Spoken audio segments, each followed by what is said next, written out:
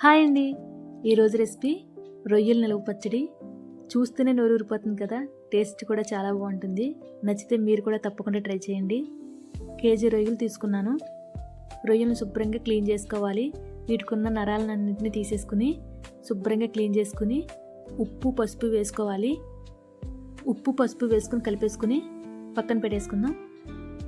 ధనియాలు, జీలకర్ర, లవంగాలు, యాలకులు, 1.5 ఇంచ్ చెక్కను ఫ్రై చేసుకుని చల్లారిన తర్వాత పౌడర్గా చేసుకోవాలి. అదే ప్యాన్లో 1 కప్పు ఆయిల్ వేసుకుని నువ్వుల నూనె కానీ వేరుశనగ నూనె కానీ వేసుకోవచ్చు. నేను వేరుశనగ నూనెతో చేస్తున్నాను. రొయ్యలన్నిటిని వేసేసుకుని రొయ్యల్లో ఉండే నీరంతా పోయే వరకు బాగా ఫ్రై చేసుకోవాలి. రొయ్యల్లో నీరంతా ఇంకిపోయి రొయ్యలు బాగా గోల్డెన్ బ్రౌన్ వచ్చే వరకు ఫ్రై చేసుకోవాలి. రొయ్యల్లో నీరంతా ఇంకిపోయి రొయ్యలు గోల్డెన్ బ్రౌన్ వచ్చిన తర్వాత ఇందులో ఫ్రెష్ అల్లం వెల్లుల్లి పేస్ట్ వేసుకోవాలి. 2 టేబుల్ స్పూన్ అల్లం వెల్లుల్లి పేస్ట్ వేసుకుని ఫ్రై చేసుకోవాలి.